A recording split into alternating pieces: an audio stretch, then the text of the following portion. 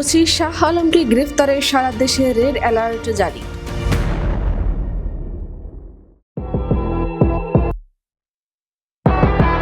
রাজধানীর উত্তরা পূর্ব থানা থেকে পালানো পুলিশের সাবেক ভারপ্রাপ্ত কর্মকর্তা শাহ আলমকে গ্রেফতারে সারা দেশে রেড অ্যালার্ট জারি করা হয়েছে। শুক্রবার দুপুরে উত্তরা বিভাগের উপপুলিশ কমিশনার রওনক জাহান এ তথ্য নিশ্চিত করেছেন। তিনি জানান, বৃহস্পতিবার উত্তরা পূর্ব থানা থেকে গ্রেফতার হওয়া সাবেক ওসি শাহ আলম পালিয়ে যান। এ ঘটনায় পুলিশ সদর দপ্তর থেকে রেড অ্যালার্ট জারি সহ সব ধরনের ব্যবস্থা নেওয়া হয়েছে। পালিয়ে যাওয়ার ঘটনায় পুলিশ বাদী হয়ে মামলাও রুজু করেছেন বলেও জানান ডিসি রওনক জাহান।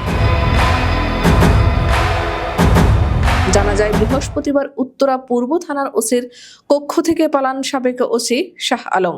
অভিযোগ উঠেছে, হত্যা মামলার আসামি শাহ আলমকে গ্রেফতার করে হাজতখানায় না রেখে ওসির কক্ষে রাখা হয়। পুলিশ সদস্যের অবহেলায় তিনি পালাতে সক্ষম হন। পালানো সাবেক ওসির আপডেট জানতে যোগাযোগ করা হলে উত্তরা পূর্ব থানার ওসি মোহাম্মদ মহিবুল্লাহ বলেন, পলাতক সাবেক ওসি শাহ আলমকে ধরতে সেনাবাহিনী, র্যাব ও পুলিশের সব কয়টি ইউনিট কাজ করছে। তথ্য প্রযুক্তির সহায়তাও নেওয়া হচ্ছে। আশা করি খুব দ্রুত তাকে গ্রেফতার করতে পারবো। বৈষম্য বিরোধী ছাত্র আন্দোলনের ঘটনায় একটি মামলায় সাবেক ওসি শাহ আলমকে গ্রেফতার করা হয়। বৃহস্পতিবার দুপুরে তাকে আদালতে সোপর্দ করার প্রক্রিয়া চলছিল। এর মধ্যে তিনি কৌশলে পালিয়ে যান। জানা যায়, গত 5 আগস্ট বৈষম্য বিরোধী ছাত্র আন্দোলনের ঘটনায় হত্যাসহ একাধিক মামলার আসামি ছিলেন শাহ আলম। গত 1 আগস্ট উত্তরা পূর্ব থানায় যোগদান করেছিলেন তিনি। DMP media and public relations বিভাগের উপপুলিশ কমিশনার মোহাম্মদ তালেবুর রহমান জানান, বৈষম্য বিরোধী ছাত্র আন্দোলনের ঘটনায় গত 2 সেপ্টেম্বর শাহ আলমের বিরুদ্ধে একটি হত্যা মামলা দায়ের করা হয়। ওই মামলায় বুধবার তাকে গ্রেফতার করা হয়। পরদিন বৃহস্পতিবার তাকে আদালতে সোপর্দ করার প্রক্রিয়া চলছিল। এমন সময় তিনি কৌশলে পালিয়ে যান।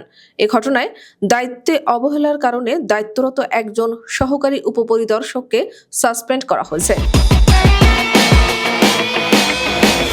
উল্লেখ্য, গত আগস্টের 5 তারিখে আওয়ামী লীগ সরকারের পতনের পর পুলিশের বিভিন্ন পর্যায়ের অনেক সদস্য কর্মস্থলে যোগ দেননি। এ তথ্য পুলিশ সদর দপ্তরের।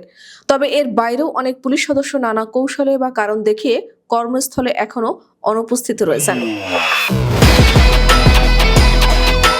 বিগত আওয়ামী লীগ সরকারের সময়ে ক্ষমতার দাপট দেখানো সহ নানা বিতর্কের জন্ম দেওয়া পুলিশের জ্যেষ্ঠ কর্মকর্তারা এখন আর প্রকাশ্যে আসছেন না। তাদের কেউ কেউ কর্মস্থলে যোগ দিয়েই নানা কারণ দেখিয়ে ছুটি নিয়েছেন। অনেকে আবার কাজে যোগ দেওয়ার পর ছুটি না নিয়েই কর্মস্থলে অনুপস্থিত থাকছেন। গত 5 আগস্টের পর কর্মস্থলে যোগ না দেওয়া পুলিশ সদর দপ্তরের করা 187 জনের তালিকায় তাদের নাম নেই। পুলিশের একাধিক সূত্র বিষয়টি গণমাধ্যমকে নিশ্চিত করেছে। গ্রেফতার এড়াতে পুলিশের কয়েকজন কর্মকর্তার দেশ ছাড়ার গুঞ্জন রয়েছে। আবার কেউ শিক্ষা ছুটি, কেউ অসুস্থতার কথা বলে কিংবা লিয়ে নিয়ে বিদেশে যাওয়ার চেষ্টা করছেন। অবৈধভাবে সীমান্ত অতিক্রমের চেষ্টা করছেন কেউ কেউ।